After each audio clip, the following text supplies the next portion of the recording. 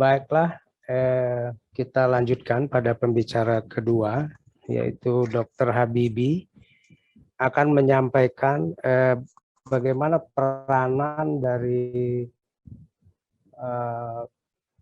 pencitraan kardiom penata laksanaan penyakit jantung koroner. Dr. Habibie adalah kepala SMF atau kepala divisi dari pencitraan kardiovaskuler dari Departemen Kardiologi UNS ya, Universitas 11 Maret. Tapi beliau banyak meluangkan waktu di rumah sakit akademis ya, tapi beliau adalah staf pengajar, ketua dari modul imaging. Saya persilakan Dr. Habibie. Terima kasih Dr. Manufris atas perkenalannya. Baik, saya izin share screen, Dok. Baik, Assalamualaikum warahmatullahi wabarakatuh. Terima kasih kepada panitia Studium Generale 2022. Terima kasih kepada Dr. Manufris ya, atas perkenalannya. Izinkan saya pada siang hari ini berbagi mengenai the role of cardiovascular imaging in coronary artery disease. Jadi kita harus ketahui bersama untuk analisis suatu masalah koroner ya. Kita ada dua hal yang perlu kita perhatikan, apakah yang bermasalah di bagian fisiologinya, apakah anatominya ya. Dan hal itulah yang akan kita pelajari pada siang hari ini. Ya, kembali lagi ke waktu preklinik bahwa myocardial ischemia itu terdiri atas berbagai macam hal, tapi yang paling berperan penting adalah adanya ketidakseimbangan antara oksigen supply dan juga oksigen demand ya. Baik itu peningkatan oksigen demand maupun penurunan dari oksigen supply seperti yang kita ketahui bersama pada pasien-pasien dengan stenosis arteri koronari, kemudian ada pasien-pasien dengan takikardi yang mengakibatkan diastolic filling time-nya terlalu pendek, lalu kemudian yang baru tren COVID-19 yang mengakibatkan oksigen saturasinya turun. Hal tersebut akan mengakibatkan suatu myocardial ischemia yang bisa kita deteksi melalui peranan pencitraan kardiovaskuler. Kembali lagi kita juga mengingat mengenai kaskade iskemia. Apa itu kaskade iskemia? Kaskade iskemia adalah suatu predictable sequence dari suatu event yang akan terjadi pada myokardium setelah adanya onset iskemia. Di mana kalau kita berbicara tentang kaskade iskemia, kita juga berbicara mengenai perfusi myokardium, di mana perfusi miokard itu sangat dipengaruhi oleh coronary blood flow dan juga konsumsi oksigen dari suatu myokardial sendiri, di mana ketidakseimbangan dari supply dan demand relationship ini akan berujung kepada myocardial ischemia. Dimulai dari suatu vascular dysfunction, misalkan pada pasien-pasien dengan risk factor kardiovaskuler, ya, diabetes mellitus, hipertensi yang mengakibatkan endothelial dysfunction, mengakibatkan gangguan perfusi, gangguan metabolisme, hingga akhirnya pasien akan datang kepada kita semua dengan kondisi angina, di mana kalau angina sudah terlambat semua. Nah, inilah peran cardiovascular imaging untuk mengetahui lebih dini apakah ada iskemia yang sedang berlangsung atau on progress atau pre-iskemia, sehingga kita bisa mengintervensi lebih awal dan pasien tidak jatuh ke dalam suatu kondisi iskemia berat atau bahkan pasien jatuh dalam kondisi acute coronary syndrome. Nah, sekarang gimana sih posisi dari cardiovascular imaging pada guidelines coronary artery disease ya? Kita tahu bahwa pasien-pasien yang datang dengan clinical symptom angina selalu kita assess apakah itu merupakan suatu ACS atau bukan. Kemudian kita bisa anamnesis, kita bisa assess quality of life pasien, kita bisa melakukan pemeriksaan EKG, X-ray dan juga biokimia ya seperti high sensitive troponin. Kemudian kita nilai pretest likelihood-nya. Ini pasien kira-kira angina likely atau non angina likely.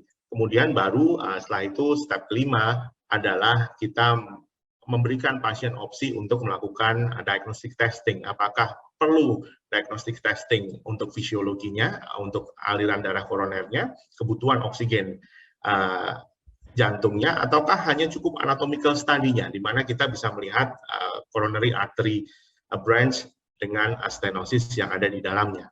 Ya, ini yang sangat membantu kita sebagai seorang dokter, di mana pasien-pasien yang datang dengan angina, kita bisa menilai suatu pretest probability. Pretest probability ini didasari dari suatu keluhannya tipikal angina atau tidak, ya, yang terdiri dari 3 hal yang kita ketahui bersama. Angina tipikal itu merupakan substernal chest pain, kemudian dipicu oleh aktivitas atau stres dan berkurang dengan istirahat. Apabila poin itu ada, berarti dia adalah suatu tipikal angina. Apabila hanya 2 poin, atipikal. Apabila tidak ada atau hanya 1 poin, dia non angina. Di sini kita bisa ketahui bersama pretest probability-nya berapa. Ya, ada usia, ada laki-laki, ada wanita, ya, di mana semakin tinggi nilai prosentasenya, semakin gelap warna hijaunya, berarti dia adalah suatu angina yang high probability. Ya.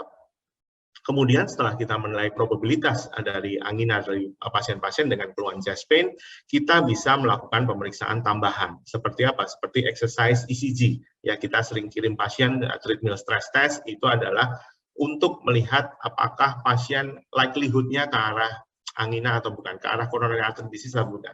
Dan juga yang kedua adalah coronary calcium CT, untuk menilai apakah ada deposisi kalsium atau tidak di dalam pembuluh darah koroner. Selain itu, kita bisa menilai risk factor-nya, kita bisa menilai echo-nya, apakah ada gangguan LV dysfunction atau tidak, dan juga adanya resting ECG changes.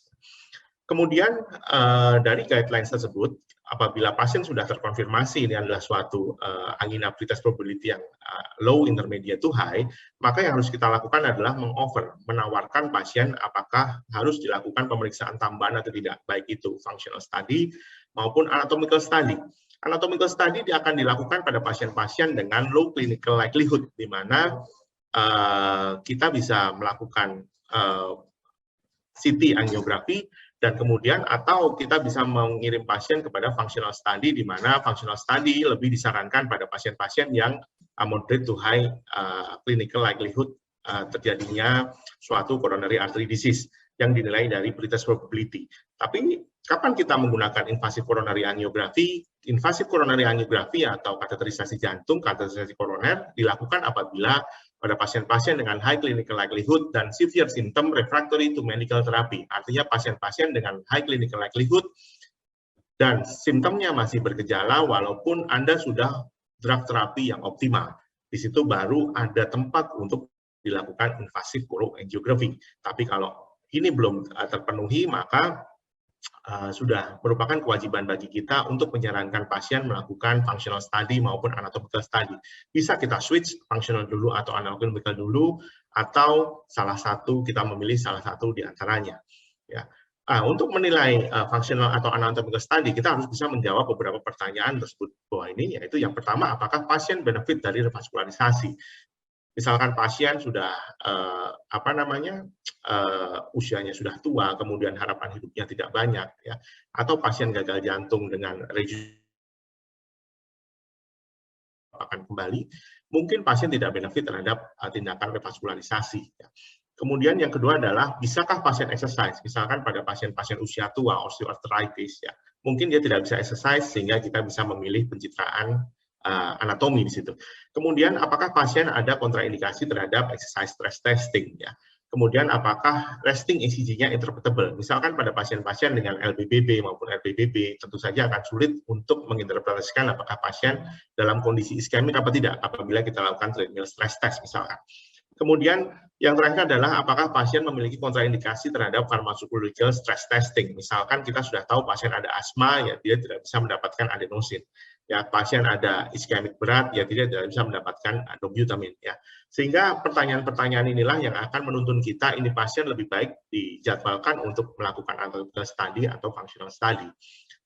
Kemudian yang pertama adalah functional testing. Functional testing itu lebih dinekankan kepada stress test, di mana stress test merupakan suatu pemeriksaan di mana kita mengukur kemampuan jantung untuk merespon terhadap external stress pada suatu environment klinikal yang terkontrol. Stress test sendiri ada dua macam, ya, stress ECG yang sudah biasa kita lakukan setiap saat, ya, dengan exercise stress testing, yaitu dengan treadmill stress test, atau menggunakan bantuan pencitraan, baik dengan SPECT scan, baik dengan stress MRI maupun dobutamine stress echo. Di mana functional stress testing itu untuk mendeteksi adanya inducible ischemia yang kita pacu dengan baik itu exercise maupun dengan obat-obatan, dan merupakan gold standar suatu non-invasive test untuk mendiagnosis suatu chronic coronary syndrome.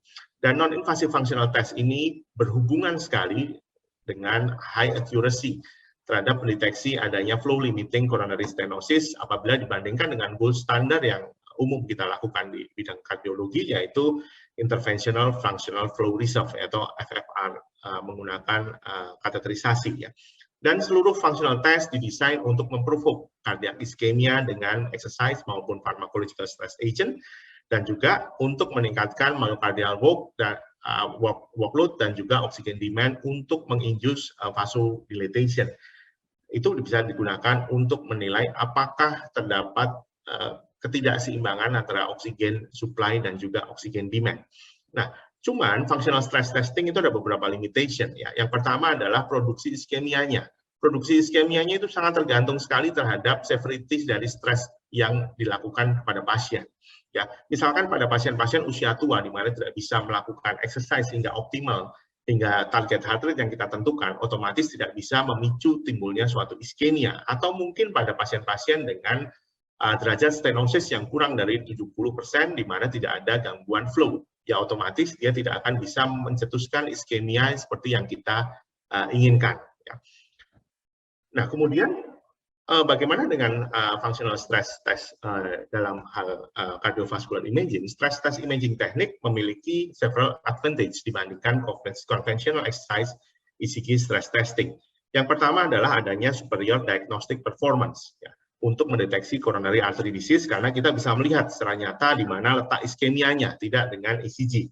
Kemudian yang kedua adalah kemampuan untuk mengkuantifikasi dan melokalisasi area iskeminya. Kita bisa kuantifikasi, oh ini derajat iskeminya berapa persen, beban iskeminya berapa persen. Kemudian exercise imaging juga dapat memprovide diagnostic information, ya, tanpa adanya, walaupun ada ECG abnormality, dan juga apabila dilakukan dengan pharmacological stress test, bisa dilakukan pada pasien-pasien yang memang tidak bisa melakukan exercise stress testing.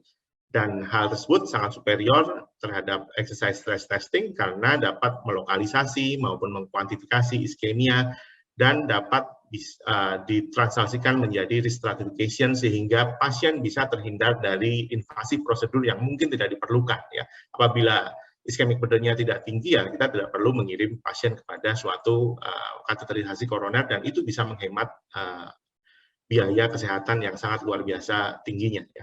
Kemudian yang pertama akan kita bahas adalah suatu functional study menggunakan single photon emission computed tomography atau menggunakan nuclear perfusion stress test. Ya, biasanya menggunakan perbandingan antara stress test maupun RES imaging dari uptake miokard terhadap radioisotop yaitu technetium-99 system-IB. Yang kemudian kita bisa melihat di situ apakah ada gangguan uptake atau tidak. Apabila ada miokard yang memang tidak non-viable, otomatis uptake-nya akan terganggu.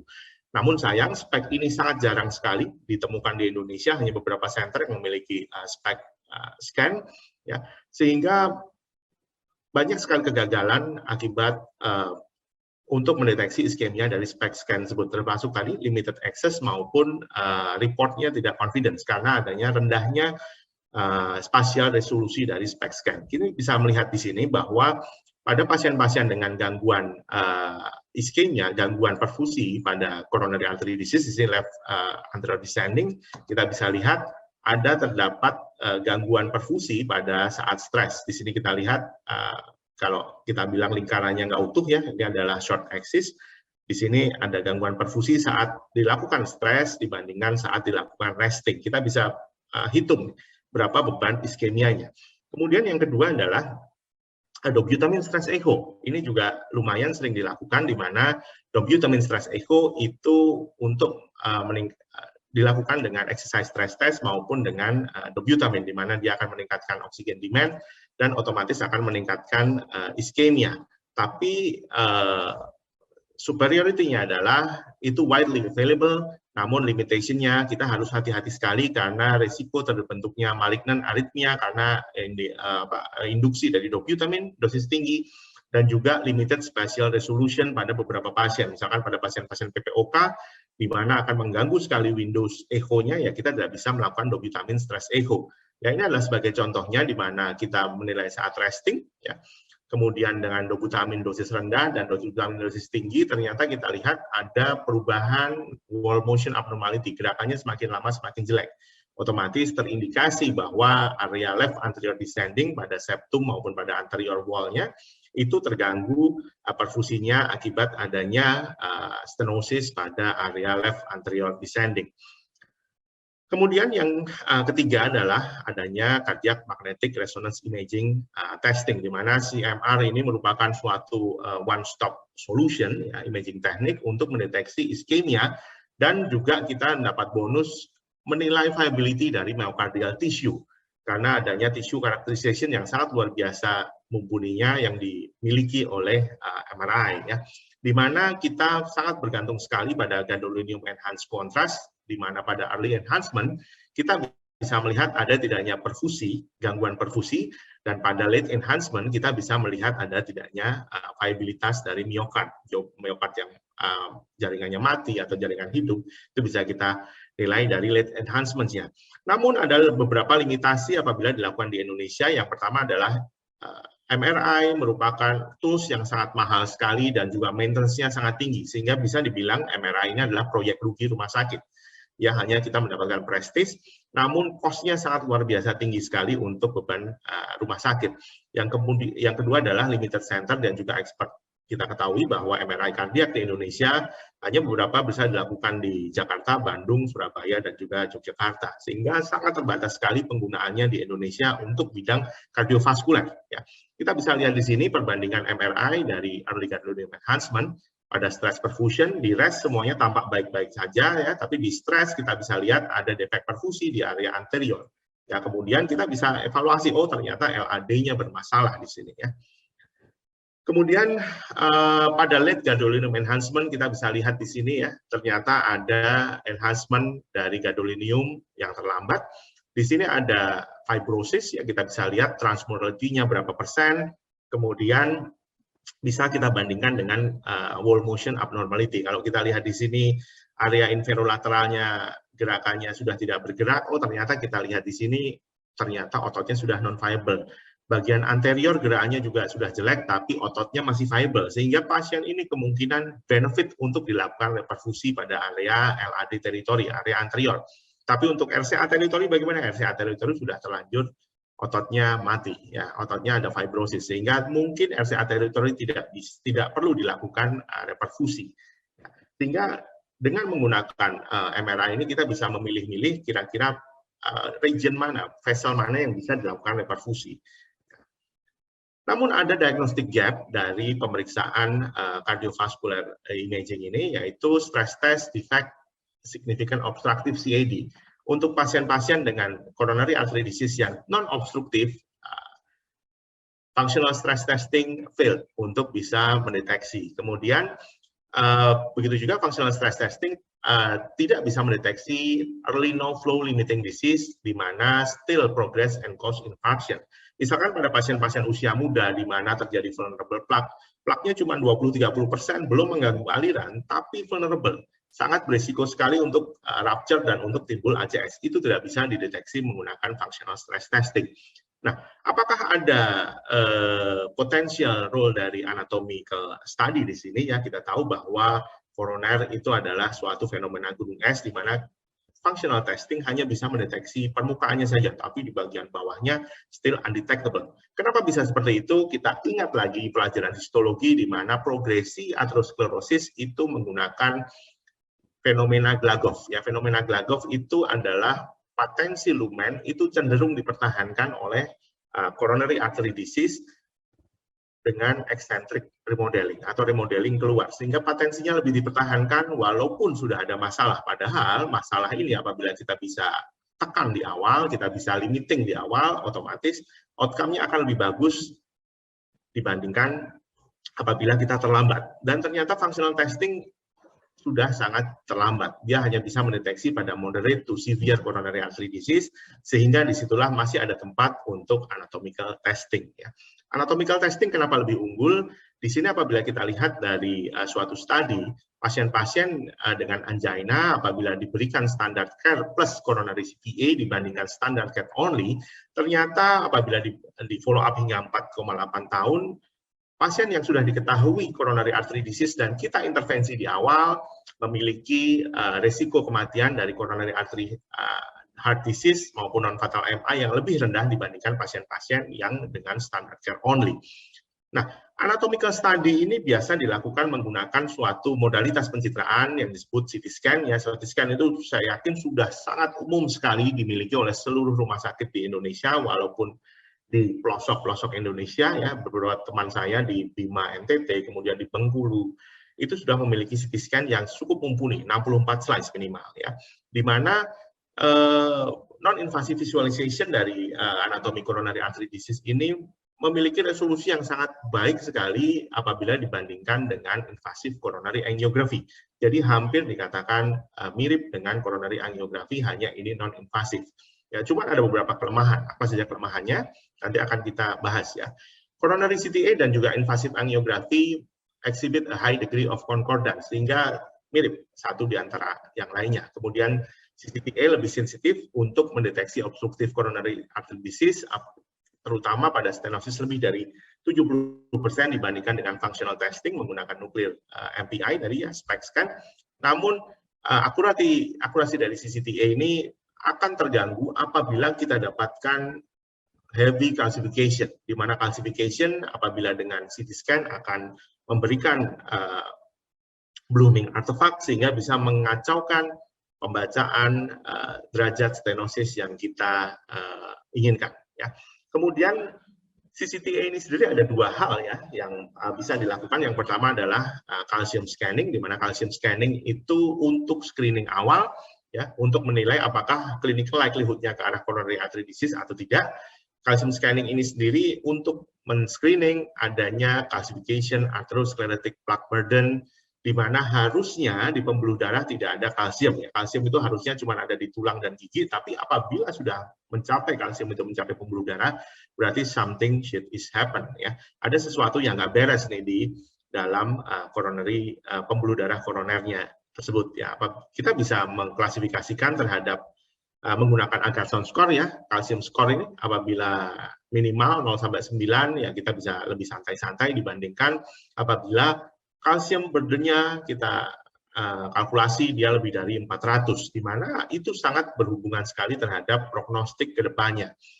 Nah, calcium scan advantage-nya ini apa? Nah, apabila ada coronary artery disease present, walaupun tidak ada simptom, kita bisa lebih awal memberikan terapi, dan coronary calcium score ini non-invasive, tidak membutuhkan kontras dan less time consuming. Jadi bisa dilakukan pada pasien-pasien dengan chronic kidney disease. Ya, di mana kadang-kadang pada pasien-pasien, namun kelemahan dari calcium score ini apabila stenosisnya kurang dari 50%, biasanya belum tampak pada kalsium, tidak memiliki calcium score di situ. Nah, untuk risk stratification sendiri, calcium score ini sangat berhubungan sekali. Waktunya apabila semakin 2 tinggi, menit lagi, Dr. Ya, Habibie. siap Dr. Manufris. Apabila semakin tinggi calcium score-nya, maka resiko kematian maupun infark miokard di masa mendatang juga akan semakin meningkat. Nah, kemudian setelah calcium score kita bisa memeriksakan CT angiografi, di mana CT angiografi memiliki temporal maupun spasial resolusi yang sangat luar biasa bagusnya, di mana bisa untuk menyingkirkan, ya, pasien-pasien dengan low clinical likelihood, ya. Kemudian CCTA juga bisa untuk mendeteksi non-coronary artery disease problem seperti congenital yang tadi sudah dibicarakan Dr. Vivi, maupun gangguan dari blood vessel maupun gangguan katup seperti yang tadi sudah dibicarakan oleh Dr. Sally di pagi hari, ya. Ini kita bisa lihat di sini perbandingan antara CCTA, ya, coronary CT angiografi dengan invasive coroangiografi. Kita bisa lihat di sini ada calcified plaque. Apabila kita lihat di stenosis dengan invasive coroangiografi, ternyata juga ada flow limiting lesion di situ. Kemudian begitu juga di RCA, ini perbandingannya, ya, di sini tidak terlalu ketat. Stenosisnya ternyata setelah di invasive coroangiografi juga tidak terlalu ketat. Bedanya adalah kita di sini melihat lumen, ya, kalau di coroangiografi kita melihat ada tidaknya stenosis. Ya. Nah, ternyata perkembangan zaman juga membuat CT perfusion ini bisa melakukan hal-hal hebat lainnya, ya. Salah satunya adalah adanya CT perfusion, di mana kita bisa sekaligus menilai perfusi myokardium, ya. Apabila ada distribusi kontras yang nggak bagus, kita bisa mungkin berpikiran bahwa ada malperfusion di situ, ada gangguan perfusi yang berat di situ ya, entah itu iskemi, entah itu nekrosis dengan ketebalan otot yang tidak terlalu tebal maupun perinekrosis iskemia. Nah, sekarang yang penting yang mana? Ternyata CCTA dia lebih halus untuk bisa memprediksi coronary artery disease yang stable dibandingkan functional testing. Ya, kita lihat di sini, ternyata apabila functional dilakukan CCTA, dia lebih banyak mildly abnormalnya. Sehingga apabila dari functional testing normal, kita tidak melakukan apapun. Tapi kalau mildly abnormal, dengan CCTA kita bisa memulai terapi statin, kita bisa memulai perubahan gaya hidup, sehingga kita bisa mendapatkan pasien outcome-nya lebih bagus. Begitu juga dengan stress testing versus CT angiografi pada pasien-pasien diabetes, ternyata penggunaan CT angiografi bisa mencegah event yang lebih baik apabila kita bisa memberikan intervensi terapi di awal. Ya, begitu juga untuk cardiovascular disease, non-fatal MI, apabila di follow up lebih lama, ternyata pasien-pasien yang diberikan dilihat CCTA-nya, anatomical study ternyata lebih rendah apabila kita bisa memberikan intervensi lebih dini. Begitu juga dari meta-analisis, compared with functional stress testing, CCTA berhubungan dengan reduksi insidensi dari myocard infarct dan juga kebutuhan terhadap invasive fluoroangiografi. Cost-nya bagaimana? Biaya bagaimana? Karena semua tentang BPJS, ya, kita juga harus memikirkan biaya untuk bisa survive di sini ya. Ternyata CCTA tidak terlalu menimbulkan banyak biaya apabila dibandingkan dengan SPECT scan maupun dengan MRI ya. Hampir 2-3 kali dari pemeriksaan ekokardiografi standar. Dan dari guidelines kita lihat bahwa non-invasive imaging untuk myocardial ischemia atau CTA diindikasikan dengan level rekomendasi 1B untuk mendeteksi adanya coronary artery disease. Sebagai take home message, banyak diagnosis tool yang bisa membantu kita untuk risk stratification dari coronary artery disease patient. CCTA dapat mendeteksi early atherosclerosis dan menurunkan reduce long-term major adverse cardiac event dengan starting coronary artery disease drugs lebih awal. Dan mengkombinasi anatomical dan functional test dapat meningkatkan benefit pada pasien maupun pada dokter. Kita bisa mencegah kejadian lebih dini dan juga running functional atau anatomical testing sebelum mengirim pasien kepada cath lab bisa menurunkan cost kesehatan yang sekarang sedang dikeluhkan oleh BPJS. Ya. Dan terima kasih, itu saja dari saya. Terima kasih. Assalamualaikum warahmatullahi wabarakatuh.